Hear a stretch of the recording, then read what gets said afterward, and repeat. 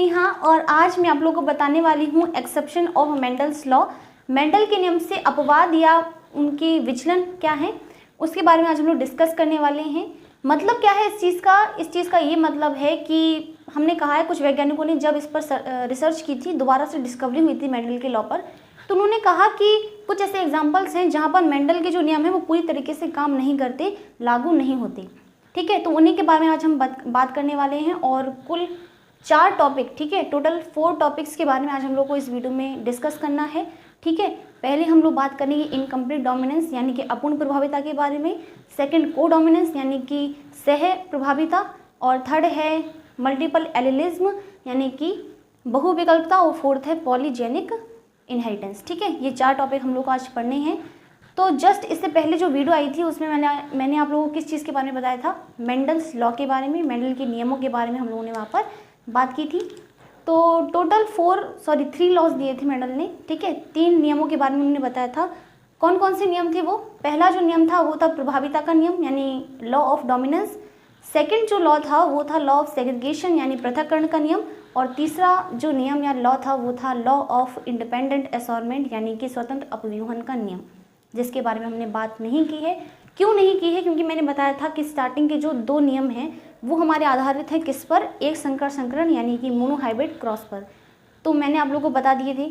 और जो लास्ट वाला लॉ है यानी लॉ ऑफ इंडिपेंडेंट असॉर्टमेंट वाला, वो हमारा 2 जीन की वंशागति के अंतर्गत आ जाता है, यानी वो हमारा किस पर बेस्ड है, डाइहाइब्रिड क्रॉस यानी द्विसंकर संकरण पर। तो जब हम लोग 2 जीन की वंशागति यानी इनहेरिटेंस ऑफ 2 जीन को पढ़ेंगे, इसके बाद तुरंत बाद इसके बाद जो वीडियो आएगी तो जो नेक्स्ट लेक्चर होगा उसी में हम लोग बात करेंगे 2 जीन की वंशागति, और उसी में आप लोगों का ये नियम जो है वो भी कवर हो जाएगा, इसके बारे में हम लोग पढ़ लेंगे। तो आज हम लोग को क्या पढ़ना है? आज हम लोग को मेंडल के नियम से अपवाद या विचलन के बारे में पढ़ना है। ठीक है, क्या पढ़ना है हमें? मेंडल के नियम से विचलन, एक्सेप्शन बोल दो सीधी भाषा में। ठीक है, तो कौन कौन से एक्सेप्शंस हैं? सॉरी, मैंने आप लोगों को बताया कि 4 एक्सेप्शंस हम लोग को पढ़ने हैं 4 अपवादों के बारे में। पहला इनकम्प्लीट डोमिनेंस, तो ज़रूरी नहीं है कि मैं उन चारों के बारे में यहाँ पर पहले लिखूँ फिर उन्हें रफ करूँ और फिर एक एक करके हम लोग डिस्कस करते चलते हैं सीधे सीधे कि कौन कौन से हैं।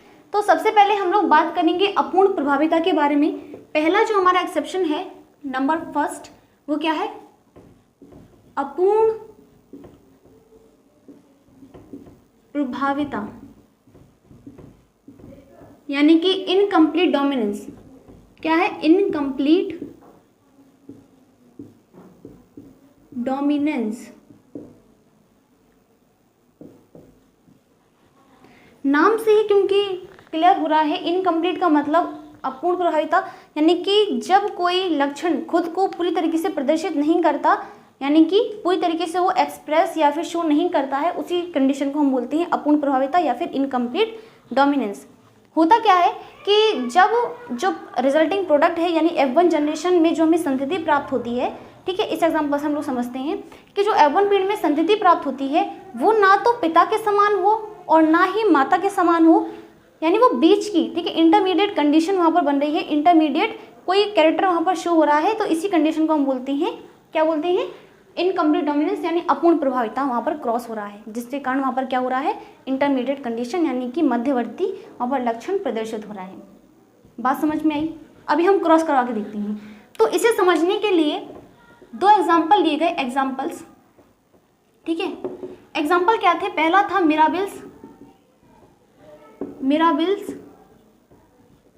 जलापा। ठीक है, मिराबिल्स जलापा का लिया, जैसे हम गुलवास बोलते हैं, गुलवास, ठीक है, या फिर हम इसे बोलते हैं 4 o'clock प्लांट। ठीक है, जो दूसरा प्लांट था, ये पहला हो गया। दूसरा प्लांट उन्होंने लिया स्नैपड्रैगन का। किसका? स्नैपड्रैगन। ठीक है, या फिर एंटीरेहिनियम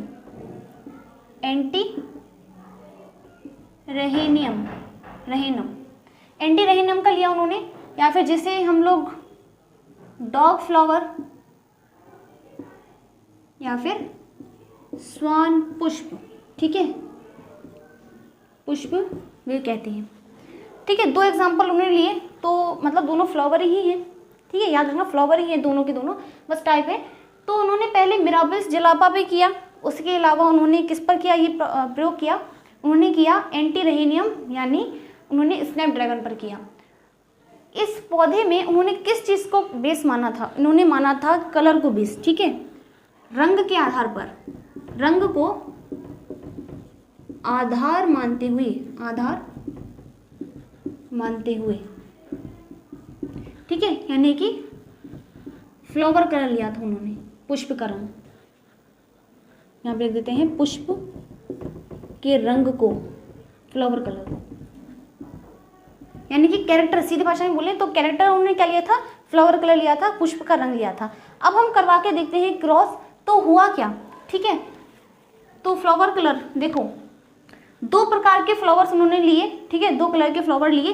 पहला जो था वो था रेड यानी कि लाल पुष्प, दिख रहा है ना यहाँ पे, ठीक है, लाल पुष्प लिया, और एक उन्होंने लिया सफेद यानी कि व्हाइट, ठीक है, व्हाइट यानी कि सफेद पुष्प लिया, सफेद कलर को बेस मानते हुए उन्होंने जो है यहाँ पर क्रॉस करवाया। अब रेड, यहाँ पर जो एलील्स होंगे, जो युग्म विकल्प होंगे, वो क्या होंगे, कैपिटल आर और कैपिटल आर, दोनों के दोनों क्या होंगे, डोमिनेंट होंगे, तो ठीक है, कैपिटल में हम लोग दर्शा रहे हैं यानी कि दोनों डोमिनेंट होंगे, और समयुग्मजी यानी कि होमोजाइगस कंडीशन है वहाँ पर, ठीक है, सेम है, सेम यहीं पर, यहाँ पर जो एलियस होंगे वो स्मॉल आर होंगे, क्योंकि दोनों के दोनों रिसेसिव है, अप्रभावी हैं, ठीक है, बात समझ में आई।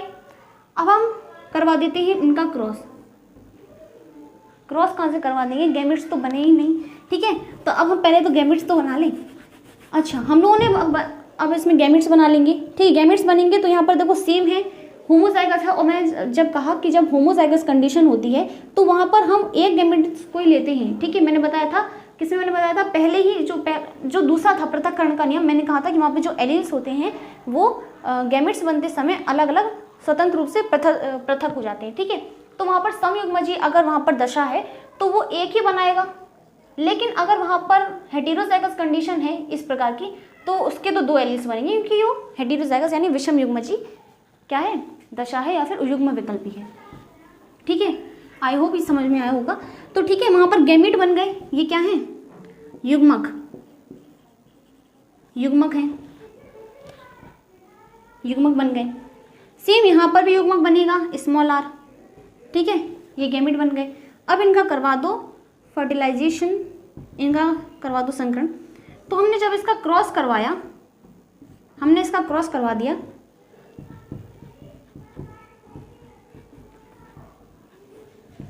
तो जब हमने इसका क्रॉस करवाया तो हमें कंडीशन क्या मिलेगी, सब जानते हो, कैपिटल आर और स्मॉल आर मिलेगी, इसमें कोई, ठीक है, कंफ्यूजन वाली बात नहीं है, ठीक है। तो जब हम लोगों ने इसका क्रॉस करवाया तो हमें कंडीशन मिली स्मॉल आर और कैपिटल आर और स्मॉल आर, ये कंडीशन मिली, ठीक है, इसके हम बोलेंगे F1 जनरेशन, F1 पीढ़ी, ठीक है, F1 जनरेशन।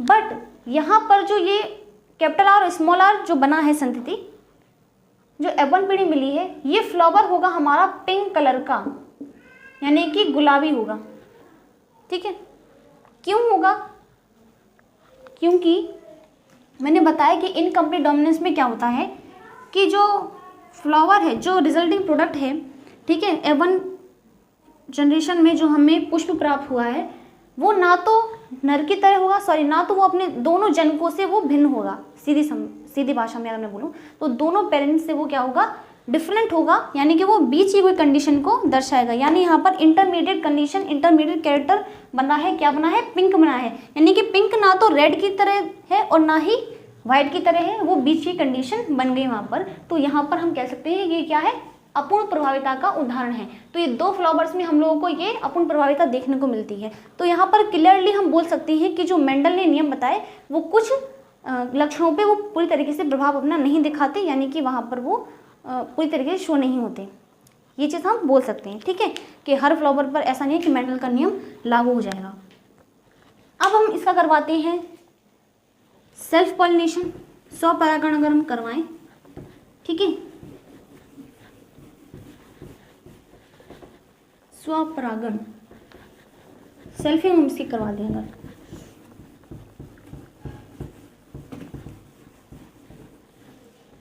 तो पुनेट वर्ग स्क्वायर की ही हेल्प से हम करते हैं, वहां पर इजी रहेगा। इजी क्यों रहेगा? अगर मैं यहाँ पर ऐसे, अगर मैं इस टाइप से करवाऊँ तो यहाँ पर आप लोगों को समझ में नहीं आएगा ठीक से। क्यों नहीं आएगा? क्योंकि थोड़ा कॉम्प्लिकेट हो जाता है। अगर आप इसी प्रैक्टिस आपकी है, अगर आप इसे अपनी कॉपी में करके देखोगे तो इजी रहेगा, ठीक है, क्योंकि आपकी प्रैक्टिस है। लेकिन पुनेट स्क्वायर की तरफ से वहाँ पर क्लियरली समझ में आता है, क्योंकि स्क्वायर बनाकर हम अलग अलग तरीके से वहाँ पर बनाते हैं। तो स्क्वायर बना लेते हैं, ठीक है, 4 बॉक्स हमने बना लिया, यहाँ पर 4 अलग अलग बना लिए हम लोगों ने, ठीक है। तो हम यहाँ पर ले लेते हैं स्पर्म, यानी कि हमने यहाँ पर स्पर्म लिए तो हमने एक कैपिटल आर स्मॉल आर, ठीक है, यहाँ पर हमने फादर को ले लिया, बना देते हैं साइन, ठीक है। और यहाँ पर हमने ले लिया एग्स, ठीक है, स्पर्म्स और एग्स, यानी कि यहाँ पर हमने ले लिया मॉम को। तो यहाँ पर भी सेम चीज़, कैपिटल आर और स्मॉल आर। अब हम इसका करवा देते हैं क्रॉस, ठीक है, सेल्फिंग हो रही है, क्या हो रही है? सेल्फिंग, यानी उसका खुद से उसका क्या करवा देते हैं? परागण करवा देते हैं, सॉरी पॉलिनेशन करवा दिया हमने। तो कैपिटल आर का जब करवाएंगे तो हमें क्या मिलेगा? कैपिटल आर मिलेगा, ठीक है। कैपिटल आर स्मॉल आर से अगर इसका करवाएं हम क्रॉस तो कैपिटल आर स्मॉल आर बनेगा, ठीक है। इसका अगर इससे करवाएं तो कैपिटल आर स्मॉल आर मिलेगा, और इसका ऐसे करवाएं तो स्मॉल आर मिलेगा, ठीक है, हमने करवा दिया क्रॉस। अब हम देखते हैं यहाँ पर फिनोटाइप और जीनोटाइप रेशियो, हिंदी में लिख देती हूँ।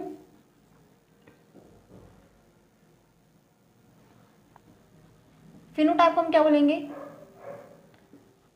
दृश्य प्रारूप अनुपात, ठीक है, अनुपात, यानी कि फिनोटाइप रेशियो। दिख रहा है, मैं बोल रही हूँ तो क्लियर रहेगा, ठीक है। मैंने बोल दिया है ना, दृश्य प्रारूप और जिसे हम बोलते हैं फिनोटाइप रेशियो, ठीक है। यहाँ पर हम फिनोटाइप रेशियो लिखेंगे, यानी, और दूसरा क्या है? जीन प्रारूप अनुपात, यानी कि जीनोटाइप रेशियो, जीनोटिपिक और फिनोटिपिक लिख दो, ठीक है, फिनोटिपिक और जीनोटिपिक रेशियो। क्या होगा? दृश्य प्रारूप का मतलब है कि जो बाहर से दिखे, यानी कि हम किसके बेस पे करेंगे? रेड,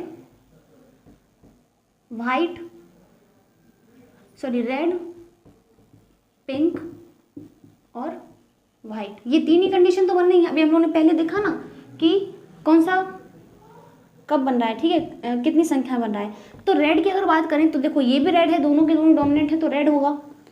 ये पिंक है, एक डोमिनेंट है एक रिसेसिव है, पिंक बन रहा था ना, कैपिटल आर और स्मॉल आर जो है वो क्या बन रहा था? पिंक बन रहा था। तो यहाँ पर लिख देते हैं ये रेड बन रहा है, क्या बन रहा है? ये हमारा बनेगा लाल, ये हमारा बनेगा गुलाबी, ये हमारा बनेगा सफ़ेद, और ये बनेगा गुलाबी, ठीक है। तो यहाँ पर देखो रेड कितनी है?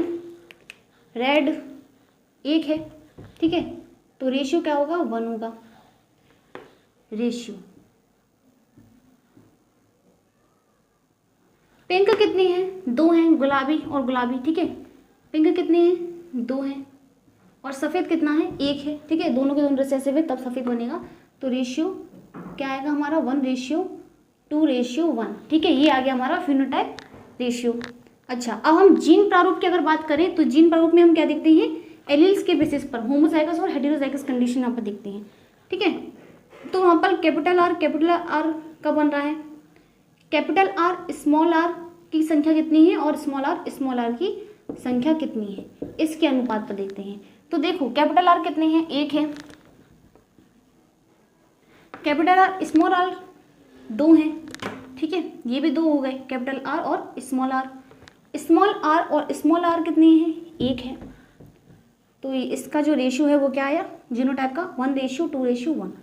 अब मुझे बताओ कि यहाँ पर आप लोग को दिख क्या रहा है, रेशियो में थोड़ा सा देखो तो आपको सिमिलरिटी दिखने को मिल रही है, किसमें, किसके बीच में, फिनोटाइप और जीनोटाइप के रेशियो के बीच में, दोनों सिमिलर हैं।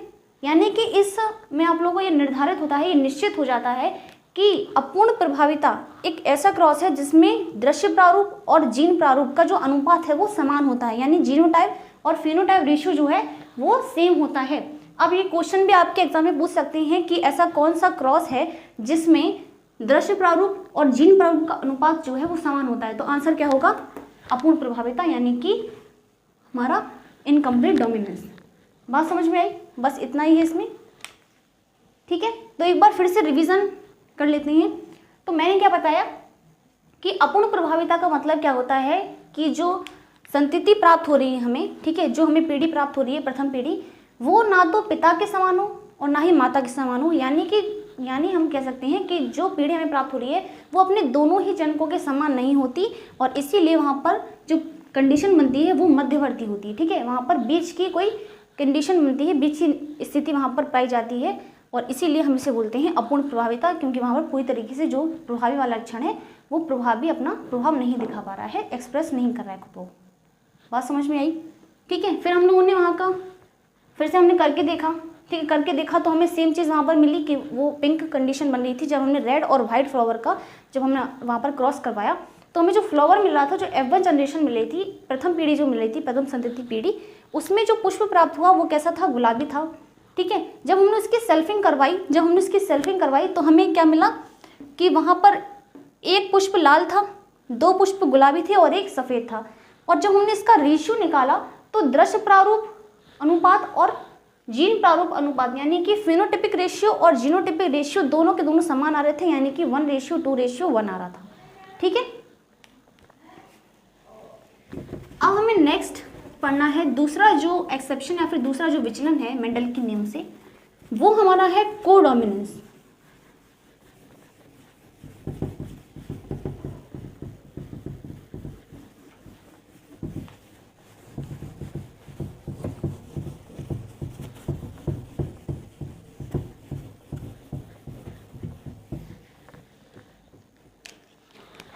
सेकंड वाला क्या है, सेकंड है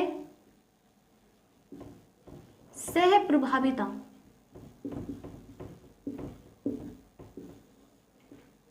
यानी कि कोडोमिनेंस।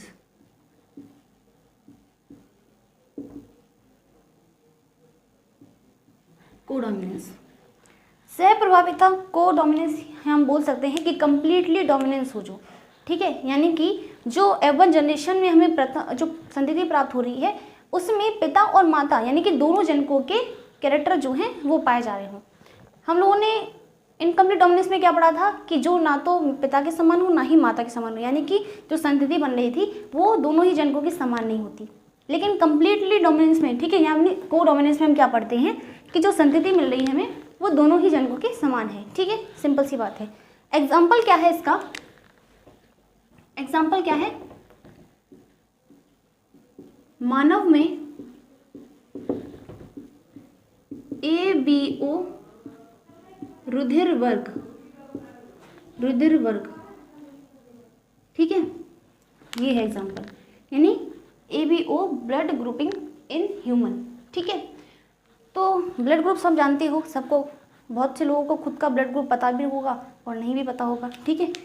तो ब्लड ग्रुप कैसे होता है, ठीक है, हमारे अंदर RBCs हैं, ठीक है, RBCs हैं और WBC हैं। RBC की बात करें तो ध्यान से समझना मेरी इस बात को कि एक RBC है यानी कि रेड ब्लड सेल, लाल रुधिर कणिका है, भी क्या है, RBC है, ठीक है। तो जो RBC है इसकी प्लाज्मा मेम्ब्रेन, ठीक है, यानी कि जो प्लाज्मा झिल्ली है, ठीक है, जो प्लाज्मा झिल्ली है ये प्लाज्मा झिल्ली जो है, तो इसकी सतह से बाहर निकलते हुए क्या होते हैं, बहुलक होते हैं। इस तरह से इसके बाहर जो है बहुलक होते हैं, अंदर से बाहर निकलते हुए इसकी सतह से ठीक है, बहुलक यानी कि शुगर पॉलीमर्स, ठीक है, वहाँ पर शर्करा बहुलक पाए जाते हैं। ये क्या है, शर्करा बहुलक हैं, यानी कि शुगर पॉलीमर्स, ठीक है, बहुलक। तो ये पॉलीमर्स, जो शुगर पॉलीमर्स हैं, ये शुगर किस टाइप का शुगर है, उस टाइप का पता कौन करता है, वो कौन निर्धारित करता है, वो डिसाइड करता है हमारा जीन आई। एक बार फिर से समझो मेरी बात को। मैंने क्या बोला कि एक आरबीसी है, ठीक है, लाल रुधिर कणिका है, उसकी प्लाज्मा मेम्ब्रेन यानी कि वहाँ पर उसकी जो प्लाज्मा झिल्ली है, प्लाज्मा झिल्ली, उसकी सतह से बाहर निकलते हुए क्या होते हैं, पॉलीमर्स होते हैं, क्या, शुगर पॉलीमर्स होते हैं, ठीक है, क्या होते हैं, शुगर पॉलीमर्स यानी कि शर्करा बहुलक होती हैं। वो शर्करा बहुलक किस प्रकार के हैं, क्या उनका टाइप होगा, ये कौन डिसाइड करता है, वो डिसाइड करता है आई जीन, ठीक है, कौन डिसाइड करता है, जीन आई, तो ये डिसाइड करता है, ठीक है, ये डिसाइड करता है कि शर्करा जो है वो किस टाइप की होगी। जो आई जीन है, आप समझना कि जो आई जीन है, जो जीन आई है, इसके 3 एलील्स होते हैं, एलील्स यानी युग्म विकल्पी, ठीक है, 3 युग्म विकल्पी होते हैं। कौन कौन से, एक होगा आई ए, एक होगा आई बी और एक होगा स्मॉल आई, ठीक है। मैंने क्या बोला कि जो आरबीसी में जो शर्करा बहुलक होते हैं उसकी सतह से बाहर निकलते हुए वो किस टाइप के होंगे, वो कौन डिसाइड करता है, आई जीन डिसाइड करता है, ठीक है, एंटीजन आई, ठीक है। तो इसके भी 3 अलग अलग एलील्स होते हैं, आई ए, आई बी और स्मॉल आई, या फिर आई नॉट हम इसको बोल सकते हैं, आई नॉट, ठीक है, लेकिन आपको स्मॉल आई को ही याद रखना पड़ेगा, ठीक है। इतनी बात समझ में आई। अब कोडोमिनेंस का मतलब समझते हैं, है क्या कोडोमिनेंस।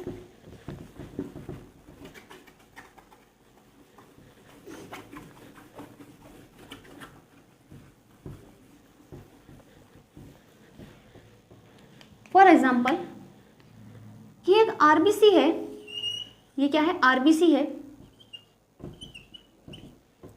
और ये इसके क्या है, शुगर पॉलीमर्स यानी कि शर्करा बहुलक है, ठीक है। मैंने क्या कहा कि एक आरबीसी है और उस पर क्या है, शर्करा बहुलक है, और उनका जो एंटीजन है यानी कि उनका जो जीन है वो है ए एंटीजन, ए जीन है, ठीक है, ए एंटीजन है, ठीक है। इस आरबीसी पे क्या है, ए एंटीजन या फिर ए जीन पाया जा रहा है, आई ए जीन, आई ए जीन पाया जा रहा है, तो इसका मतलब इसका ब्लड ग्रुप हो जाएगा ए, ठीक है, ए एंटीजन पाया जा रहा है तो ब्लड ग्रुप क्या हो जाएगा, इसका ए हो जाएगा, ठीक है। बात समझ में आई, ब्लड ग्रुप क्या हो जाएगा, ए ब्लड ग्रुप हो जाएगा, ठीक है। दूसरी जगह अगर मैं बात करूं तो मैंने कहा कि एक आरबीसी है, एक आरबीसी है जिस पर जो एंटीजन है उस पर बी एंटीजन है, तो उस पर जो एंटीजन का टाइप है वो क्या है, बी है, ठीक है, बी टाइप एंटीजन उस पर पाए जा रहे हैं, ठीक है, यानी कि आई बी पाया जा रहा है। इस पर आई ए था तो ये इसका जो ब्लड ग्रुप है वो क्या हो गया, ए ब्लड ग्रुप हो गया। अगर इस पर बी है तो ब्लड ग्रुप क्या होगा, सिंपल सी बात है, इसका बी ब्लड ग्रुप होगा, ठीक है, ब्लड ग्रुप जो होगा वो क्या होगा, बी ब्लड ग्रुप होगा। अब मैं बात करूं कि एक आरबीसी है जिस पर आई और बी दोनों के ही बहुलक पाए जा रहे हैं, सॉरी एंटीजन पाए जा रहे हैं, यानी कि इस पे ए भी है और बी भी है,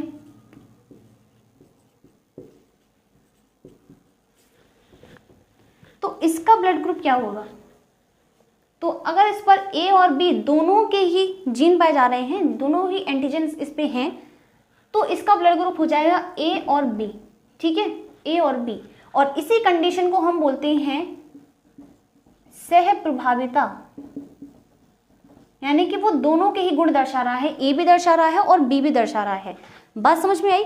अगर मैं कहूं कि एक आरबीसी है, एक आरबीसी है जिस पर कोई भी एंटीजन नहीं बन रहा है, कोई भी एंटीजन नहीं बन रहा है, तो यानी कि एंटीजन नहीं बना रहा है, यानी कि उस पर आई है, तो उसका ब्लड ग्रुप हो जाएगा ओ। हमेशा याद रखना कि जो मैंने यहाँ पर लिखा नहीं, मैंने कहा कि जो एलील्स होते हैं, जो आई जीन होता है उसके 3 अलग अलग एलील्स होते हैं, एक आई ए, एक आई बी और एक स्मॉल आई। तो जो स्मॉल आई है वो कोई भी, वो क्या होता है,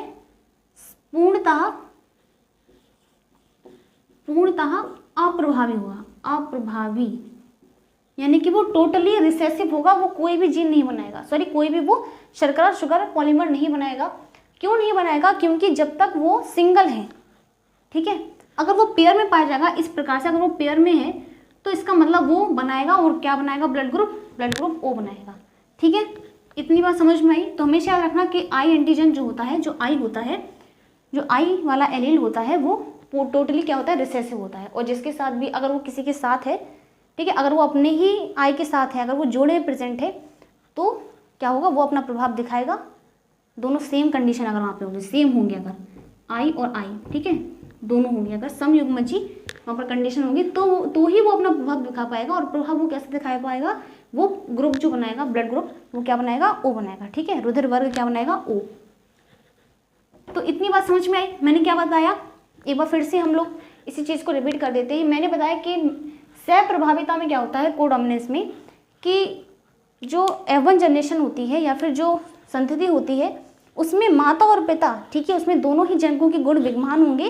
तो इस कंडीशन को हम बोलते हैं सहप्रभाविता या फिर कोडोमिनेंस, जिसका उदाहरण क्या है, मनुष्य में या फिर मानव में ABO रुधिर वर्ग। ठीक है, तो अगर मैंने क्या बताया फिर कि आरबीसी के ऊपर, आरबीसी की जो प्लाज्मा मेम्ब्रेन होती है, प्लाज्मा झिल्ली होती है, उसकी जो लेयर होती है, उस पर अंदर से बाहर की ओर, उसकी सतह से बाहर की ओर निकली हुई क्या होती हैं, शुगर पॉलीमर्स होते हैं, यानी कि शर्करा बहुलक होते हैं।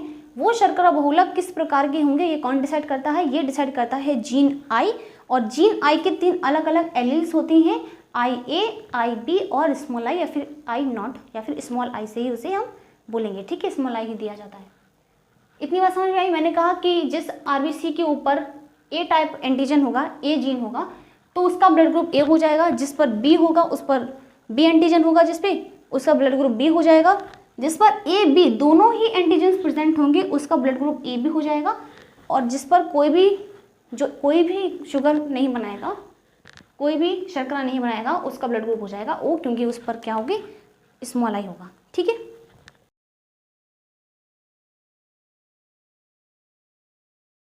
अगर मैं क्रॉस करवाऊं, ठीक है, किसके बीच में, तो पुनेट वर्ग स्क्वायर की हेल्प से देखो, मैंने एक बॉक्स बना दिया। थोड़ा बगल में बनाते हैं, क्योंकि अगर हम बगल में लिखना चाहें इसके तो लिख सकें। ठीक है, जब हम जीनोटाइप, डिफरेंट जीनोटाइप्स देखेंगे, तो पुनेट वर्ग स्क्वायर की हेल्प से देखते हैं।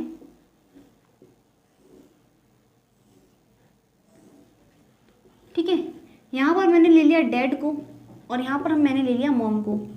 ठीक है, यहाँ पर हम ले लेते हैं आई ए और स्मॉल आई, और यहाँ पर मैंने ले लिया आई बी और स्मॉल आई।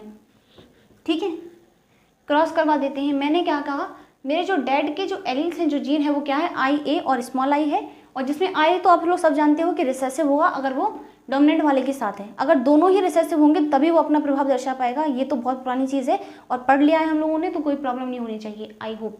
ठीक है, तो इसमें एक डोमिनेंट है तो डोमिनेंट वाला होगा, रिसेसिव इसकी कोई भी इज्जत नहीं है।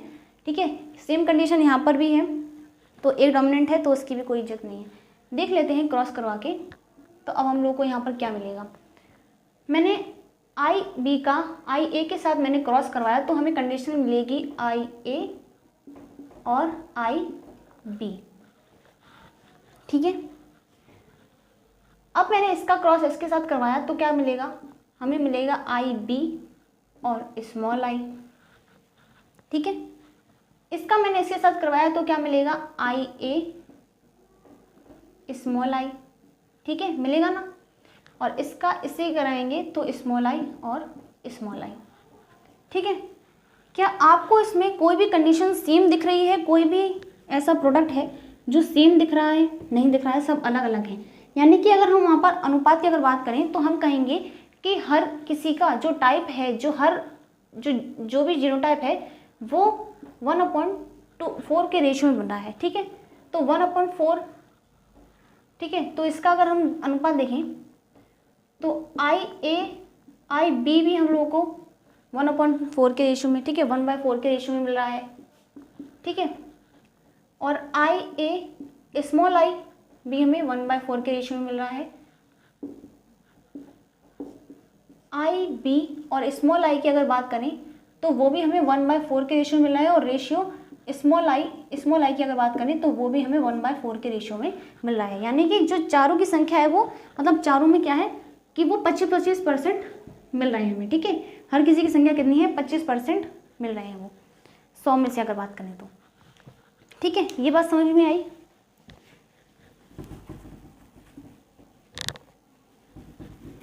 अब मैंने क्या बोला था कि अब हम लोग देख लेते हैं डिफरेंट जीनोटाइप। डिफरेंट जीनोटाइप, उस चीज़ को समझने से पहले मैं आप लोगों को एक चीज़ बता रही हूँ, नहीं तो पहले हम लोग वही चीज़ समझ लेते हैं, वहीं से समझ लेंगे, ठीक है। तो मैंने कहा यहाँ पर मैं लिख देती हूँ ब्लड ग्रुप, ठीक है, और यहाँ पर मैं लिख देती हूँ जीनोटाइप। हिंदी में लिख देते हैं रुधिर समूह, रुधिर वर्ग, ठीक है, रुधिर वर्ग। और यहाँ पर जीनोटाइप यानी कि जीन प्रारूप, जीन क्या होगा उसका, ठीक है, जीन प्रारूप। तो अब मैं क्या बोलूँगी कि रुधिर वर्ग, ठीक है, जो ब्लड है वो ए ब्लड ग्रुप हो सकता है, बी हो सकता है, ए बी हो सकता है और ओ हो सकता है। 4 प्रकार के ब्लड ग्रुप आपके बन सकते हैं, ठीक है। जीनोटाइप क्या होगा, ए ब्लड ग्रुप कब बनेगा, मैंने यहाँ पर देखो ए ब्लड ग्रुप कब बनेगा, जब क्या हो, आई ए हो और आई ए हो, दोनों जीन कैसे हो, सेम हो, आई ए हो, तब हमारा ब्लड ग्रुप बन जाएगा ए, ठीक है। इसके अलावा आई ए हो और स्मॉल आई हो, एक रिसेसिव होगा एक डोमिनेंट होगा, तो डोमिनेंट वाला क्या होगा स्मॉल आई पर, तो ठीक आई ये जो है वो डोमिनेंट है किस पर, स्मॉल आई पर है, तो ब्लड ग्रुप क्या हो जाएगा, ए बन जाएगा, ठीक है। बी कब बनेगा, सेम कंडीशन यहाँ पर देखो, आई बी जब होंगे तो वहाँ पर ब्लड ग्रुप बी बन जाएगा। इसके अलावा आई बी और स्मॉल आई होंगे तो भी ब्लड ग्रुप हमारा बी, वहाँ पर हमें रुधिर वर्ग प्राप्त होगा। ए बी कब बनेगा, जब आई ए हो और आई बी साथ में हो, ठीक है, आई ए और आई बी साथ में होंगे तो हमें ए बी ब्लड ग्रुप प्राप्त होगा, ठीक है। मैंने कहा ना, और ये हमारा किसका एग्जाम्पल है, कोडोमिनेंस का। मैंने कहा ना कोडोमिनेंस में ही आपको देखने को मिलता है कि जब माता और पिता दोनों के लक्षण पाए जा रहे हों, ठीक है, ए बी हमें प्राप्त हुआ। ओ कब बनेगा, जब स्मॉल आई और स्मॉल आई यानी कि दोनों रिसेसिव जब पाए जाएंगे तब हमारा ओ पॉजिटिव बनेगा, ठीक है। तो ये हमें प्राप्त होता है। इसको आप लोग पहले स्क्रीनशॉट लीजिए, समझने की कोशिश कीजिए, ठीक है। फिर मैं आप लोगों को वहाँ पर 6 कॉम्बिनेशन बताऊंगी, ठीक है, जो कि आपके पाए जाते हैं, ठीक है। 6 कॉम्बिनेशन बनते हैं वहाँ पर ब्लड ग्रुप की, तो उसके बारे में हम लोग बात करेंगे, ठीक है।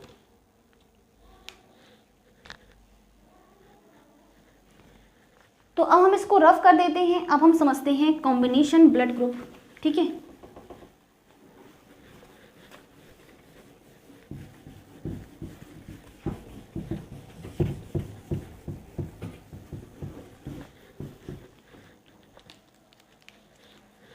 क्या देखेंगे हम, ब्लड ग्रुप कॉम्बिनेशन, ठीक है। तो 6 कॉम्बिनेशन बनते हैं, मैंने बताया कौन कौन से, देखो यहाँ पर आप लोग याद करना इस चीज़ को, ठीक है। तो यहाँ पर लिख देते हैं 6 ब्लड ग्रुप कॉम्बिनेशन, ठीक है, आसान हुआ याद करने में। 6 बन रहे हैं ना, तो कौन कौन सा, एक बनेगा आई ए ब्लड ग्रुप क्या हो जाएगा हमारा, ए हो जाएगा, ठीक है, क्लियर है। दूसरा क्या बनेगा, आई ए और स्मॉल आई, तो ब्लड ग्रुप हमारा हो जाएगा ए, मैंने बताया था, ठीक है। इन दोनों में से कोई भी एक कंडीशन बनेगी तो ब्लड ग्रुप ए ही बनेगा, ठीक है। अब मैंने कहा दूसरी कंडीशन आई बी और आई बी जब बनेंगे तो ब्लड ग्रुप क्या होगा, बी ब्लड ग्रुप होगा। आई बी और स्मॉल आई जब होंगे तो ब्लड ग्रुप हमारा बी बनेगा, ठीक है। लेकिन जब आई ए और आई बी होंगे तब हमारा ब्लड ग्रुप क्या बनेगा, ए बी बनेगा, क्या बनेगा, ए बी बनेगा। और जब स्मॉल आई और स्मॉल आई साथ में होंगे तब हमारा वो ब्लड ग्रुप बनाएंगी ओ, ठीक है। तो ये 7 कॉम्बिनेशन है। ठीक है, तो इसको थोड़ा ऊपर लिख देते हैं। क्या बताया मैंने कि जब आई ए और आई बी बनेगा तब ब्लड ग्रुप वो बनाएंगे ए बी, और जब स्मॉल आई बनेगा तो ब्लड ग्रुप वो बनाएंगे ओ। ठीक है, बात समझ में आई। नंबरिंग कर देते हैं, ये 1 2 3 4 5 और 6। ठीक है, तो कुल 6 वहाँ पर कॉम्बिनेशन बनते हैं। ठीक है, समूह बनते हैं। बात समझ में आई? कितने हैं ये? 6 रुधिर वर्ग बन गए, रुधिर वर्ग। इसको नोट करना और याद आप लोगों को करना है। ठीक है, तो क्वेश्चन की अगर हम बात करें तो क्वेश्चन इस प्रकार से बन सकता है कि माता का ब्लड ग्रुप है बी और बच्चे का ब्लड ग्रुप है ओ। तो पता करो कि माता का जो जीनोटाइप है, जो जीन प्रारूप है वो क्या होगा। ठीक है, तो माता का जो ब्लड ग्रुप बी है वो 2 प्रकार से बन सकता है। एक तो बन सकता है ये थर्ड वाले की कंडीशन में, यानी आई बी दोनों जीन क्या हो, आई बी हो, तो हमारा ब्लड ग्रुप बी हो जाएगा। और दूसरी कंडीशन आई बी और स्मॉल आई हो तो बी बन जाएगा। देखते हैं कि ठीक है, एक बार हम मान लेते हैं। तो क्वेश्चन हमसे क्या पूछा है, इसको रफ कर देते हैं। ठीक है,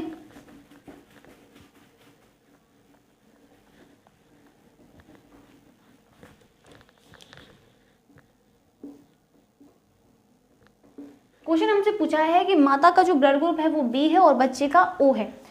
अच्छा, मैं यहाँ पर बताऊँ कि अगर मैंने कहा कि आई बी और आई बी ये कंडीशन बन रही है, ठीक है, और पिता का है आई बी और स्मॉल आई। ठीक है, एक प्रकार से मानकर देख लेते हैं। तो मैंने इसका क्रॉस जब करवाया तो एक हमें मिलेगा आई बी और आई बी। ठीक है, और इसका अगर इससे करवाएंगे तो हमें मिलेगा आई बी स्मॉल आई। इसका इससे करवाएंगे तो आई बी मिलेगा, और इसका इससे करवाएंगे तो हमें क्या मिलेगा, आई बी और स्मॉल आई। ठीक है, लेकिन यहाँ पर देखो, वहाँ पर 2 चीज़ें दी गई हैं। क्या है, माता का ब्लड ग्रुप बी है और बच्चे का ओ है। मैंने ओ कंडीशन तब बताई थी, मैंने कहा ब्लड ग्रुप ओ तब बनेगा जब दोनों के दोनों एलील्स जो हैं, दोनों के दोनों वो कैसे हों, रिसेसिव हों यानी अप्रभावी हों, तब वहाँ पर कंडीशन बनेगी। तो ये तो गलत हो गया, ये क्या हो गया, गलत हो गया। तो अब हमारे पास दूसरा ऑप्शन बचा। दूसरा ऑप्शन क्या है, दूसरा ऑप्शन ये है कि देखो, मदर का जो जीन है, जो जीनोटाइप है वो क्या हो सकता है, आई बी और स्मॉल आई, और फादर का समझ लो क्या है, फादर का भी आई बी स्मॉल आई है। ठीक है, आई बी स्मॉल आई है। तो अगर हम अब इसका क्रॉस करवाएंगे आई बी तो ये आई बी बना लेगा। इसका इससे करवाएंगे तो आई बी स्मॉल आई बना लेगा। अब इसका अगर इससे करवाएंगे तो क्या बनाएगा, आई बी स्मॉल आई, और इसका अगर इससे करवाएंगे तो क्या बना लेगा, आई और स्मॉल आई। ठीक है, स्मॉल आई बना लेगा। तो ये बात सच है, तो ये क्या हो जाएगा, हमारा सही हो जाएगा, और ये गलत हो जाएगा। ये सही क्यों हो जाएगा, क्योंकि यहाँ पर एक बच्चा ऐसा बन रहा है जिसका ब्लड ग्रुप ओ होगा, और ओ कंडीशन कब थी, जब दोनों के दोनों जो जीन्स हैं, दोनों कंडीशन क्या हो, समयुग्मजी हो। ठीक है, दोनों के दोनों क्या हो, स्मॉल आई हो, तब वहाँ पर हमें ओ ब्लड ग्रुप देखने को मिलेगा, ओ रुधिर वर्ग देखने को मिलेगा। ठीक है, बात समझ में आई? तो आंसर क्या हो जाएगा, ये हो जाएगा। ठीक है, यानी माता का जो जीनोटाइप है वो क्या होगा, आई बी स्मॉल आई होगा। ठीक है, एनसीईआरटी में अब आपका नेक्स्ट जो दिया है वो है आपका मल्टीपल एलिलिज्म। क्या है मल्टीपल एलिलिज्म, जिसे हम हिंदी में बोलते हैं बहुविकल्पता।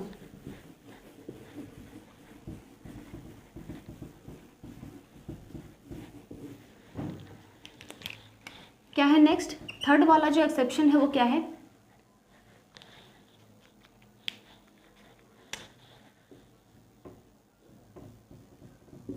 Multiple allelism, बहुविकल्पता।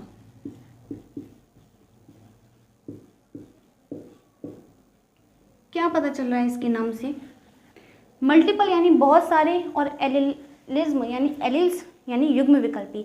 तो जब बहुत सारे हम ऐसे बोल सकते हैं कि जब किसी एक कैरेक्टर को बहुत सारे एलील्स उसे कंट्रोल कर रहे हैं तब हम उसे बोल सकते हैं, यानी कि दो से ज़्यादा एलील्स जब एक कैरेक्टर को कंट्रोल करते हैं तो उस कंडीशन को हम बोलते हैं मल्टीपल एलिलिज्म, यानी कि बहुविकल्पता। बात समझ में आई? इसका एग्जाम्पल भी आपका दिया है कि इसे भी हम समझ सकते हैं। एग्जाम्पल क्या है इसका? ABO blood grouping in humans. ठीक है, इसका भी सेम एग्जांपल है ABO। तो आप अच्छी तरीके से जानते हो कि यहाँ पर ABO क्या है, एक कैरेक्टर के वहाँ पर एक जीन के कितने हैं, IA है, IB है और स्मॉल i है, यानी कि 3 एलील्स बन रहे हैं। तो सेम कंडीशन बनी, एक ह्यूमन में एक इंडिविजुअल में 2 एलील्स पाए जाते हैं। ठीक है, 2 एलील पाए जाते हैं, लेकिन यहाँ पर कितनी है, 3 हैं। ठीक है, IA, IB और स्मॉल i। तो यहाँ पर मल्टीपल एलिलिज्म वाली बात सच हो गई कि मतलब 2 से अधिक एलील अगर पाए जा रहे हैं किसी एक कैरेक्टर के लिए, और एक कैरेक्टर क्या है, ब्लड ग्रुप है। ठीक है, रुधिर वर्ग को निर्धारित करने वाला, नियंत्रित करने वाले जो एलील हैं वो उनकी संख्या कितनी है, 3 है।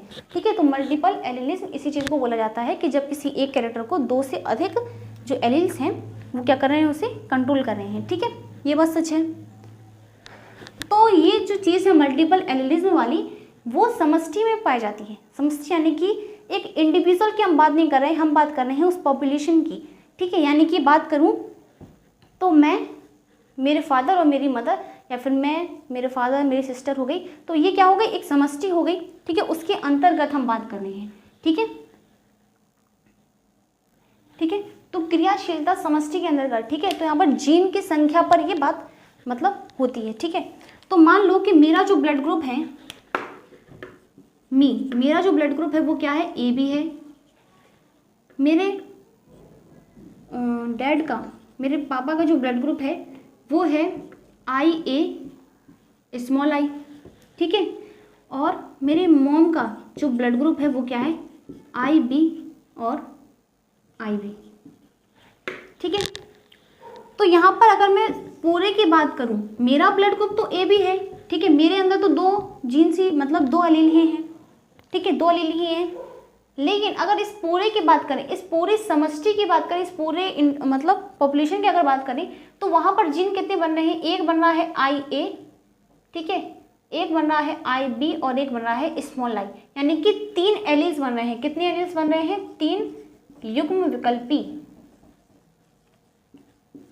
3 युग्म विकल्पी वहाँ पे बन रहे हैं, यानी कि वहाँ पर कंडीशन क्या होगी, मल्टीपल एलिलिज्म वाली, यानी बहुविकल्पता वाली। बात समझ में आई? ठीक है, तो इसी चीज़ को बोलते हैं बहुविकल्पता। NCERT में आपके एक और चीज़ एग्जाम्पल दिया है मंड का। ठीक है, स्टार्च इन पी, तो उसे भी समझ लेते हैं। ठीक है, तो इसको रफ कर देते हैं। तो तीसरा भी हो गया हमारा। इसमें एक एग्जाम्पल दिया है, और उस एग्जाम्पल, जो वो एग्जाम्पल है, जो उदाहरण है, वो हमारा मल्टीपल एलिलिज्म और हमारा इनकम्प्लीट डोमिनेंस दोनों को ही शो करता है। एग्जाम्पल क्या है, मटर के बीजों में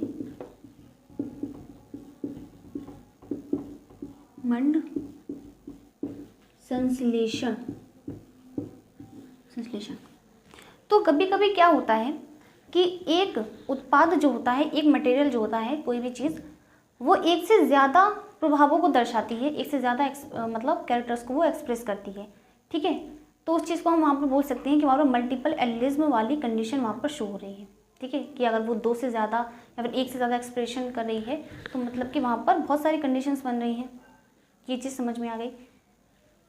यहाँ पर मंड का उदाहरण क्यों लिया है, तो जो बीज होता है, हमने कहा कि मटर के बीज में अगर हम स्टार्च सिंथेसिस को देखें, ठीक है, मंड संश्लेषण को अगर देखें, तो वहाँ पर उसके 2 एलील्स पाए जाते हैं। एक पाया जाता है B और एक पाया जाता है स्मॉल b। ठीक है, एक पाया जाता है कैपिटल B और एक स्मॉल b। 2 एलील्स पाए जाते हैं। ठीक है, एलील्स क्या हैं, 2 हैं, एक है B और एक है स्मॉल b। अगर यहाँ पर मैं 3 कंडीशंस की बात करूँ, कंडीशन की अगर मैं बात करूँ, तो यहाँ पर पहली कंडीशन अगर मैं बता रही हूँ, तो यहाँ पर बनेगा, मैं कहूँ कि अगर दोनों के दोनों क्या हूँ, समयुग्मजी, यानी कि दोनों के दोनों होमोजाइगस हो, ठीक है, होमोजाइगस हो और दोनों डोमिनेंट हो, ठीक है, दोनों डोमिनेंट हैं और दोनों ही होमोजाइगस हैं, तो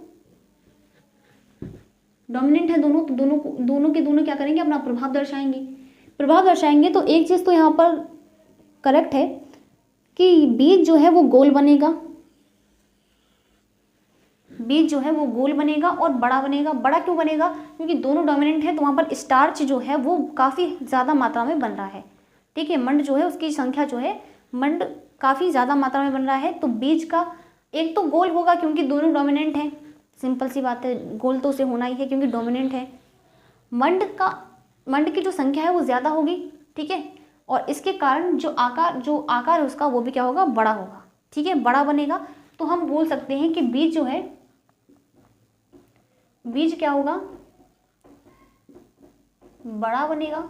सबसे पहले गोल तो बन जाए, वो पहले गोल बनेगा, ठीक है, गोल बनेगा, बड़ा बनेगा। और मंड इसमें क्या है, इसमें मंड है अधिक, ठीक है, अधिक मंड है, ठीक है, ये बात समझ में आई। दूसरी कंडीशन मैं बता रही हूं,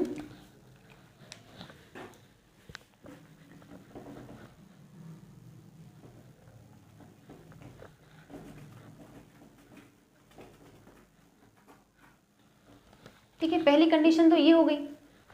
दूसरी कंडीशन अगर बन जाए कैपिटल बी स्मॉल बी, इसके बारे में हम लोग बाद में बात करेंगे। तीसरी कंडीशन यहाँ पर बन जाए स्मॉल बी, यानी कि दोनों के दोनों कैसे हैं, अप्रभावी हैं, दोनों के दोनों रिसेसिव हैं। तो एक चीज़ यहाँ पर भी क्लियर है कि दोनों रिसेसिव है, मतलब कि ज़्यादा ऊपर बन गया जी, है ना।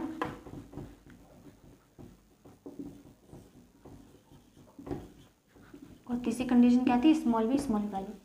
तो अगर दोनों के दोनों रिसेसिव है, दोनों अप्रभावी हैं, तो एक चीज़ तो कंफर्म है कि यहाँ पर जो बीज है वो कैसा बनेगा, झुर्रीदार बनेगा। कैसा बनेगा, झुर्रीदार बनेगा, ठीक है, बात समझ में आई। थोड़ा छोटा बनेगा और झुर्रीदार बनेगा। तो बीज जो है वो कैसा होगा, झुर्रीदार होगा। और क्योंकि दोनों रिसेसिव हैं तो वहाँ पर मंड की जो मात्रा है वो क्या होगी, बहुत कम होगी। कम मात्रा में मंड बनेगा, कम मात्रा में वहाँ पर स्टार्च होगा, तो बीज जो है छोटा बनेगा, ठीक है, झुर्रीदार बनेगा और कैसा होगा, छोटा होगा, क्योंकि मंड जो है, मंड कम, ठीक है।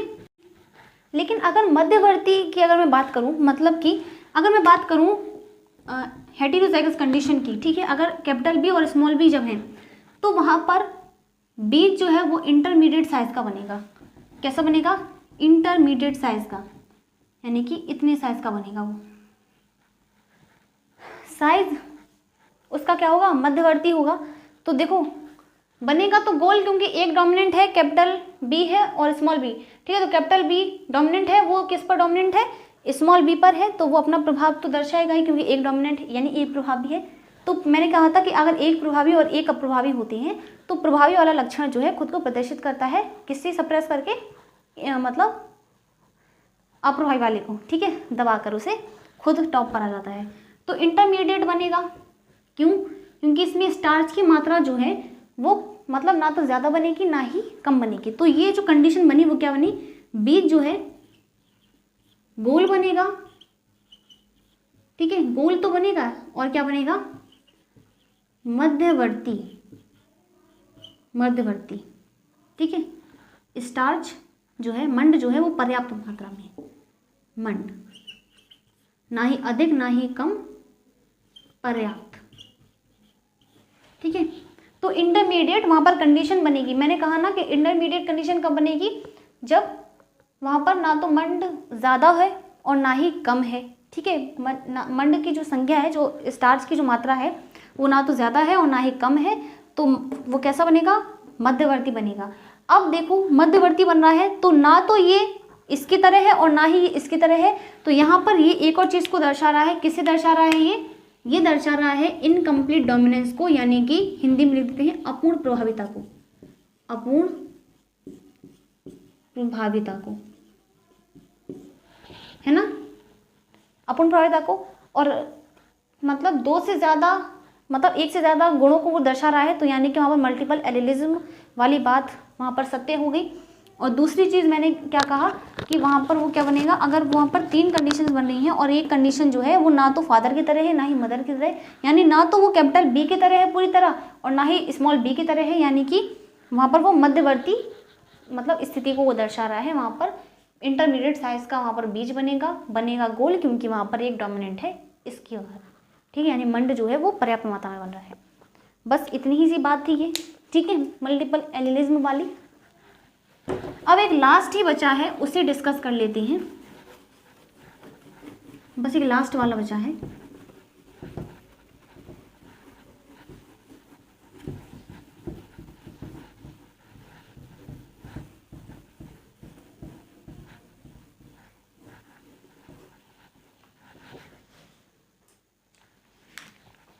तीसरा आ जाता है पॉलीजेनिक इनहेरिटेंस। पॉलीजेनिक इनहेरिटेंस, ठीक है। तो पॉलीजेनिक का मतलब होता है, पॉली मतलब बहुत सारे, ठीक है, जेनिक मतलब जीन्स, और इनहेरिटेंस मतलब ट्रांसफर ऑफ कैरेक्टर्स, ठीक है। एक जनरेशन से दूसरी जनरेशन में जो कैरेक्टर्स होते हैं वो ट्रांसफ़र होना ही इनहेरिटेंस कहलाता है, ठीक है। तो इसमें होता क्या है कि वहाँ पर बताया जाता है कि जब 3 से ज़्यादा जो मतलब एक कैरेक्टर को 3 से ज़्यादा जीन जो है उसे कंट्रोल कर रहे हैं, यानी कि एक पर्टिकुलर कैरेक्टर को बहुत सारे जीन जो हैं उसे कंट्रोल कर रहे हैं, उसे नियंत्रित कर रहे हैं, तब हम उसे बोलेंगे कि वहाँ पर कंडीशन क्या है, पॉलीजेनिक इनहेरिटेंस है। तो इसका एग्जाम्पल क्या है, इसका एग्जाम्पल है त्वचा का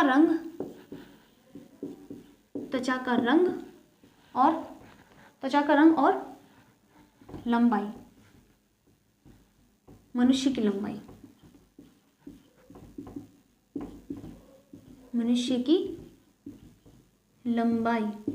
ह्यूमन हाइट, ठीक है। तो स्किन कलर और ह्यूमन हाइट के हम वहाँ पर इसे बेस मानते हैं। तो ह्यूमन, अगर त्वचा के रंग की अगर बात करें त्वचा की, तो इसे जो स्किन कलर होता है उसे 3 जीन मिलकर उसे कंट्रोल करते हैं, ठीक है। 3 जीन के इसे कंट्रोल करने के लिए 3 जीन रिस्पॉन्सिबल होते हैं, कौन से, ए, बी और सी, ठीक है, 3 जीन होते हैं।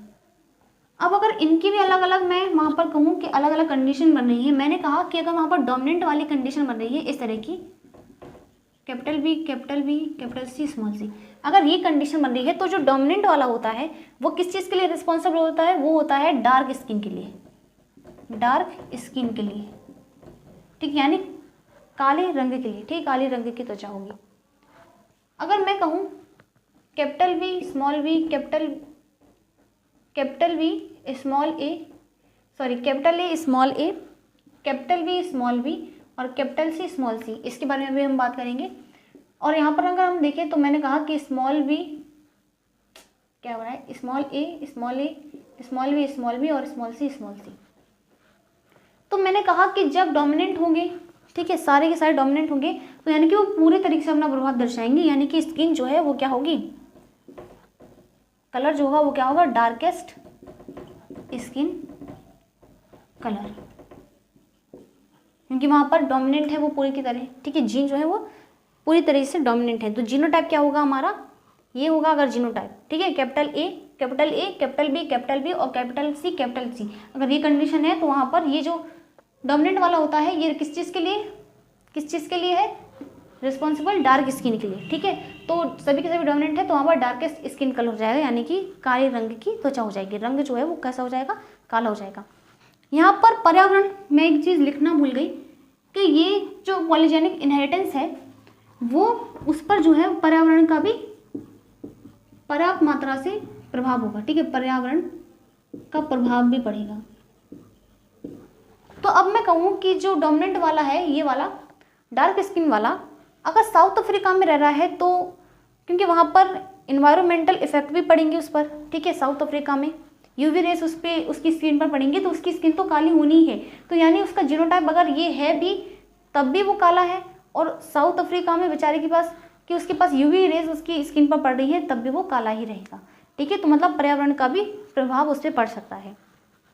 दूसरी कंडीशन मैंने कहा कि वहाँ पर अगर सारे के सारे रिसेसिव हैं तो वो रिसेसिव वाला जो होता है वो होता है लाइट कलर के लिए, लाइट स्किन के लिए। तो यहाँ पर सारे के सारे रिसेसिव हैं, तो यहाँ पर रिसेसिव की अगर मैं बात करूँ तो यहाँ पर क्या बनेगा, लाइटेस्ट स्किन कलर, यानी कि जो इंसान है वो कैसा होगा, गोरा होगा, है ना। अगर मध्यवर्ती की अगर बात करूँ तो ये आ गई बीच की कंडीशन। तो बीच की कंडीशन है तो ये कैसा बन जाएगा, इसकी मैं बोल नहीं सकती, तो मध्यवर्ती होगा ये, मध्यवर्ती। ठीक है, तो ना तो वो डार्क स्किन कलर होगी उसकी पूरी तरीके से, और ना ही मतलब वो गोरा होगा, मतलब सांवला हम बोल सकते हैं। ठीक है, मतलब मध्यवर्ती होगा, इतना समझ लो। ठीक है, कि ना तो वो ज़्यादा गोरा है और ना ही पूरी तरीके से काला है, तो बीच की कंडीशन बनेगी। ठीक है, तो इसे हम पॉलीजेनिक इनहेरिटेंस, यानी कि एक कैरेक्टर को 3 जीन मिलकर क्या कर रहे हैं, कंट्रोल कर रहे हैं। इसी तरीके से हाइट की भी हम बात करें तो एक हो सकता है कि जो 7 फुट का है, एक हम बोल सकते हैं कि जो 3 फुट का है, और एक बीच की कंडीशन मिल सकती है 5 फुट का हो गया। ठीक है, तो ये कंडीशन बन सकती है। बात समझ में आई? तो ये लास्ट था। ठीक है, इसके बाद हम लोग को 2 जीन की वंशागति के बारे में पढ़ना है, और आई होप ये वीडियो जो है पसंद आएगी, और मेरा लेक्चर भी। ठीक है, बहुत मेहनत की है मैंने, तो समझ में आया होगा। अगर नहीं आए तो इस वीडियो को रिपीट करना, बार बार देखना, तो चीज़ें समझ में आ जाएगी। मैंने बहुत ईजिली वे में इसी चीज़ को समझाया है। ठीक है, और सफिशिएंट है इतना, एग्जाम में इसी के अंदर ही पूछा जाएगा, इससे बाहर कहीं नहीं पूछते वो। सो आई होप, ठीक है, ये वीडियो पसंद आएगी आप लोगों को। So please like, share and subscribe to our channel.